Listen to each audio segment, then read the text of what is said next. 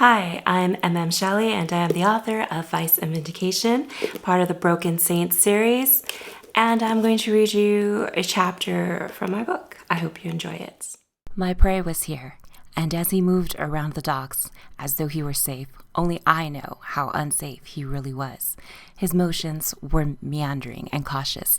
Mine were non-existent. He picked up his pace. I let my patience guide me. I watched his every move carefully as he made his way towards the quiet streets, and I knew it would soon be over as quickly as it began. I wasn't afraid of losing him. I had his scent, and he was mine. There was no escape. Only death would be delivered to him this night. A lonely street, a cold night, an unseen end from an unexpected direction. This was my war and his fate, or so I believed. With the streets deserted, there was no other soul to see my wolfish form or run from me in fear. I moved ahead, creeping closer to my victim, as my paws left heavy imprints in the mud. No matter. Even if discovered, no one could ever connect me to them after the impending change in there, for no one would ever be the wiser. But the inevitable question still remained. Not whether or not I can bring him down, and not whether or not I can kill him, but whether or not I can kill him in such a way that he will stay dead. No recovery, no resurrection, no restoration, just dead. Now and forever, and whatever comes after that, that is the mystery yet to be resolved. Will he stay dead? As I crept closer, I could see his breath slowly misting in the cold night air, and I could hear his heart beating against his chest as he began to make haste down the deserted street. He must have sensed I was near, as he turned slightly to steal a glance over his shoulder. Still, he didn't see me.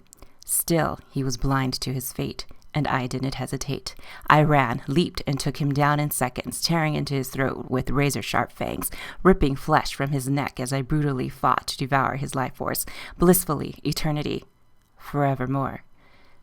Definitively what I wanted, needed, hoped for, prayed for. But would it be enough? By all the saints, will this be enough? I don't know. My lineage is powerful, and I fear nothing and no one, but I could sense this was something different, very different, deadly different. I just didn't know what. And in that instant, I had my answer. He still lived. Even before his body hit the ground, he turned and tried to slash me with his blade. It sizzled with demon force as it sliced through the open air, barely grazing my body as it shaved the edge of my fur. I knew then that this was no common blade he wielded against me. It was the legendary sword of death, and it was made of Damocles steel. Long-told tales say it was flamed and formed thousands of years ago, perhaps not long after God created the world, by ancient artisans for reasons unknown.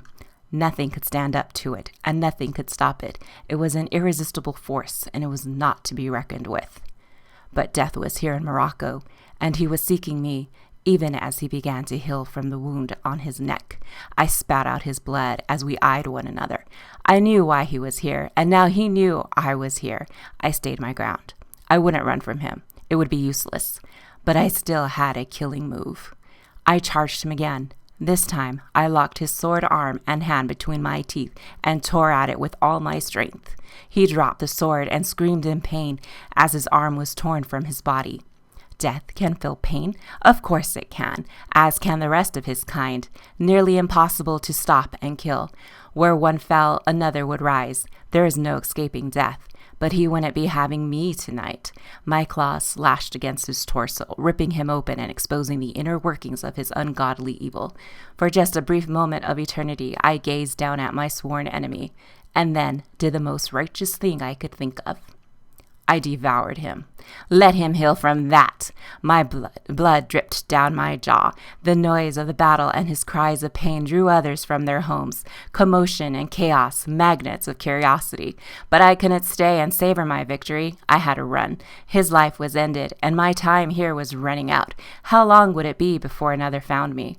I turned and ran rapidly toward the street, making sure I headed away from the oncoming noises made by that small band of brave souls who had ventured out on this dangerous night. I ran and ran until I reached a group of shaded trees near the crest of the hill. It was here I paused briefly to look back at the consequences of chaos, but despite the warmth of victory, I could still feel a lingering chill. Something still bothered me, something that shouldn't be there. And suddenly I knew. It was the sword. How did he get the sword? I looked back and examined the carnage carefully. I knew that if I could find it, I should go back for it, but there was no time. I could never recover it without being detected. Suddenly, something caught my eye. It was a slight glint of moonlight reflecting off darkened metal. It had to be the sword. It was there, on the ground, the blade buried almost up to the hilt in mud. As my gaze became more intense, my vision became more focused. My eyes narrowed slowly to mere slits, and I could feel the hackles of my neck begin to rise. What I was witnessing couldn't be. It simply could not be. By all the power of all the saints that ever lived, this abomination could not exist. I howled uncontrollably at the moon, for even though I wasn't sure of what I saw, I still believed it. I had no choice. I could not deny it. It was real, it was happening, and it was now. And though never in my life had I ever envisioned such a scene, I knew immediately it was a sight that would taunt me and haunt me throughout my remaining days. No matter whatever happened, I knew I would never forget the horror I was experiencing, for this changed everything. For there, in the pale, eerie moonlight, I could have sworn that I had seen a hand crawling slowly toward the arm, reattaching, and then moving on to grip the sword. As the fingers of the hand took hold, the sword rose slowly into the air to about 5 feet off the ground. It was held steadily by the same hand that I had previously severed from its arm, and was pointed upward in challenge toward a small copse of shady trees on the hill, directly at me. So there you go.